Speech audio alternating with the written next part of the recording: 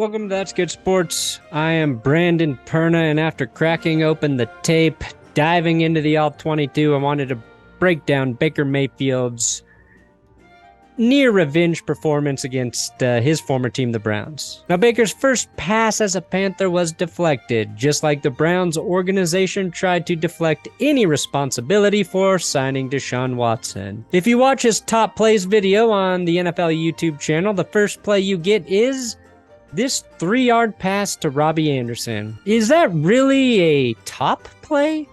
Baker went 3 and out in the first series. Mayfield would finish, though, with 7 passing yards after the first quarter. A touching tribute to his hero, John Elway, who Browns fans still love. In fact, they love John Elway like a father. Like the father he was to their organization for so many years. Now, the first 30 seconds of highlights for Baker were passes that didn't go for a first down. The NFL was desperately trying to hit the 3-minute mark on this video. I wanted Baker Mayfield to burn the Browns as much as anyone. But if you're calling these his best plays, how bad were the rest? Panthers fans, seeing their team trailing 17-7, were feeling moderately annoyed with Baker's first half performance, which is why they only lightly booed him and his 2 fumbles, his interception, and 21 passer rating heading into the locker room. With the Panthers, some light boos here in Charlotte. I suspect the boos would have been stronger had Baker not found his tight end Ian Thomas right before halftime, which set up the first Panthers touchdown of the year. Baker had every reason to quit, to crawl up under a rock and die. He could have given up on himself like all of his former receivers' fathers did, but he did not. He could have said, why didn't Run CMC crank out 141 rushing yards like my old friend Nick Chubb? Instead, he drove his team downfield and rushed for a touchdown himself. On this play, he looked faster than Superman Cam Newton and more immune to mono than Sam Darnold. Then Johnny Football let it rip to a wide open. I dropped the Y and added an IE Robbie Anderson for a 75-yard touchdown to make this a game. What I like here is that Baker Mayfield completed a pass that every quarterback in the NFL should be able to complete. Except for Aaron Rodgers with his new receivers. Yeah.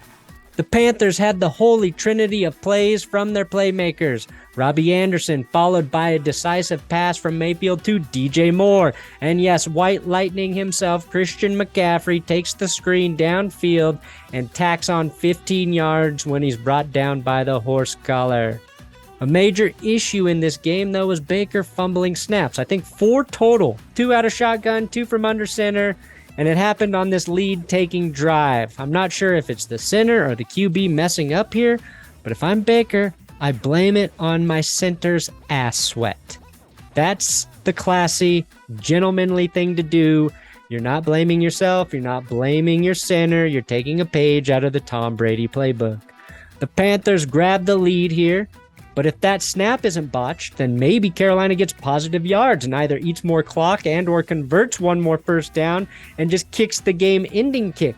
It's a huge what if. Like, what if Deshaun Watson didn't book massages with 66 different women in less than a year? I'll tell you what doesn't exist, though: football karma. The football gods do not operate that way, especially for off-field issues.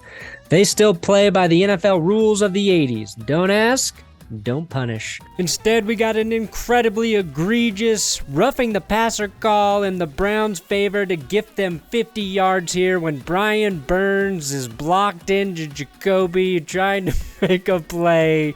Oh God, no, he touched a quarterback. He touched him hard. He shall be penalized. No big deal, it's just going to help set up the game-ending kick for the Browns. The referees picked up a couple flags for a fake spike that Jacoby Brissett eventually spiked. You can't penalize a guy for being indecisive. If that were the case, Brett Favre would have been executed years ago. Then right before the game-winning kick, rookie Cade York got the reverse of the announcer curse. Cleveland had the worst field goal success percentage last season.